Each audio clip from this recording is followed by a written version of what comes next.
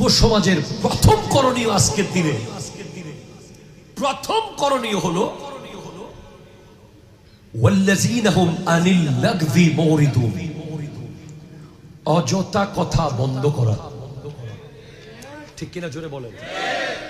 যুব সমাজ, আজকের যুব সমাজ আপনি দেখেন, তাদের 24 ঘন্টা, গোটা 24টা ঘন্টায় একবার নবীজির দরুদ পড়ার টাইম যুব সমাজ পাচ্ছে না।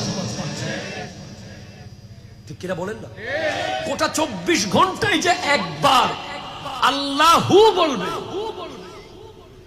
লা ইলাহা ইল্লাল্লাহ বলবে, সুবহানাল্লাহ বলবে, আলহামদুলিল্লাহ বলবে, এমন ভাবে প্রজন্ম এক ভয়ঙ্কর রাস্তার দিকে যাচ্ছে যেখানে 24 ঘন্টায় মিলে একবার আল্লাহর জিকির করার মতো সময় এই প্রজন্মের হচ্ছে না। ঠিক কিনা বলেন? বলেন।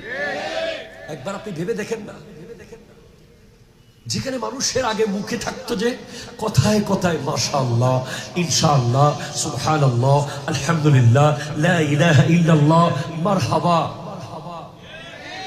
এখন মুখে কি? আপনি দেখেন, বলেন, মুখে এখন গালি, মুখে এখন হিংসাত্মক বাক্য, মুখে এখন প্রতিশোধের সেন্টেন্স, মুখে এখন অনইসলামিক কথাবার্তা, মুখে এখন খেলোয়াড়দের কথা, মুখে এখন নায়কদের কথা, মুখে এখন গায়কদের কথা, মুখে এখন কিশোর গ্যাংদের কথা, মুখে এখন রাজনীতির নামে অপরাজনীতির কথা। জাস্ট যুব সমাজকে আমি বলবো, বাঁচান two parts of your body, শরীরের 2টা অঙ্গকে আপনি বাঁচান। আর জোরে বলেন না সুবহানাল্লাহ। যুব সমাজকে বলবো, আমার ভাইরা বলেছে যুব সমাজের করণীয়, যুব সমাজের করণীয় হলো 2টা অঙ্গকে সেভ করা। কয়টা অঙ্গ?